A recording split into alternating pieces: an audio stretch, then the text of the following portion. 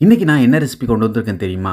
மிகவும் எளிமையாகவும், அதே நேரத்தில் எல்லா உணவுகளுக்கும் தொட்டுக்கிட்டு சாப்பிட்ற மாதிரி ஒரு பொருத்தமான ஒரு சைட் டிஷ் கொண்டு வந்திருக்கிறேன். எப்போதுமே சட்னி சாம்பார்னு இல்லாமல் இந்த மாதிரி எளிமையாக வீடே மணக்கிற மாதிரி செஞ்சு கொடுங்க. ரொம்ப விரும்பி சாப்பிடுவாங்க. அதை செய்யறதுக்கு ஒரு மிக்ஸி ஜார் எடுத்து வச்சுக்கோங்க. அதில் வந்து 1/4 கப் அளவுக்கு துருவின தேங்காய் சேர்த்துக்கோங்க. 3 பட்டை துண்டு சேர்த்துக்கோங்க.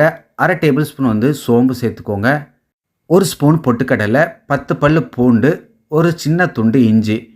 அடுத்ததாக இது கூட 1/4 டேபிள் ஸ்பூன் வந்து கசகசா, 5லேருந்து 6 முந்திரி பருப்பு 10 நிமிஷத்துக்கு முன்னாடி ஊற போட்டு அதையும் சேர்த்துக்கிறேன். இது கூட மேற்கொண்டு கொஞ்சம் தண்ணி விட்டு இதை அரைச்சி எடுத்துகிட்டு வந்துடலாம். பாருங்கள், நல்லா ஃபைனாக அரைச்சிக்கோங்க. நம்ம அரைச்ச பக்குவம் இந்த அளவுக்கு இருக்கணும். நீங்கள் பூண்டு சேர்க்கும்போது பெரிய பல்லாக இருந்தால் 5 பல் சேர்த்துக்கோங்க, சின்ன பல்லாக இருந்தால் 10 பல் சேர்த்துக்கோங்க. அடுத்ததாக அடுப்பில் ஒரு குக்கரை வச்சுட்டு அதில் வந்து 2 டேபிள் ஸ்பூன் வந்து எண்ணெய் சேர்த்துக்கோங்க. எண்ணெய் சூடானதும் பட்டை, லவங்கம் எல்லாமே 1, 2 சேர்த்துக்கோங்க. ஒரு பிரியாணி இலை, அன்னாச்சிப்பூ, ஒரு ஏலக்காய் சேர்த்துக்கோங்க. இது வந்து கல்பாசி ஒரு 2 துண்டு சேர்த்துக்கோங்க. சேர்த்துட்டு நல்லா பொரிய விட்டுருங்க. இது எல்லாம் நல்லா பொரிஞ்ச உடனே நான் இன்றைக்கி 2 மீடியம் சைஸு வெங்காயத்தை நீல வாக்கில் கட் பண்ணி வச்சுருக்கேன். அதை சேர்த்துக்கோங்க. சேர்த்துட்டு நல்லா வதக்கி விடுங்க. கூடவே வந்து 3 பச்சை மிளகாவை வந்து இந்த மாதிரி கட் பண்ணி சேர்த்துக்கோங்க. வாசமனத்துக்காக ஒரு கொத்து கருவேப்பிலை சேர்த்துக்கோங்க. சேர்த்துட்டு நல்லா கலந்து விடுங்க.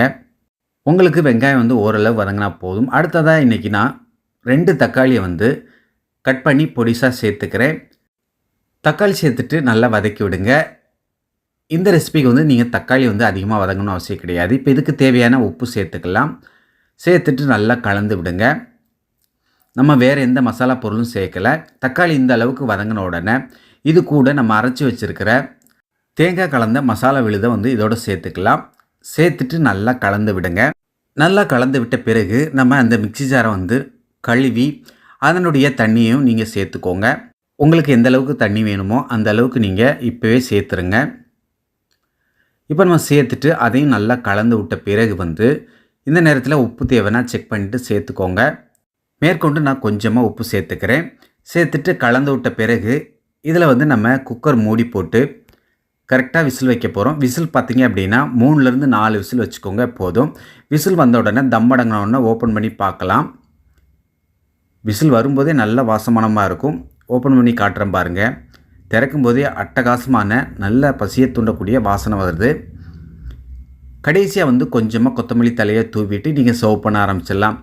இது வந்து பிகினர்ஸ், பேச்சுலர்ஸ்க்கு வந்து இருக்கக்கூடியவங்களுக்கு ரொம்ப அட்டகாசமான ஒரு எல்லா விதமான உணவுகளுக்கும் ஏற்றமான ஒரு சைட் டிஷ் இது.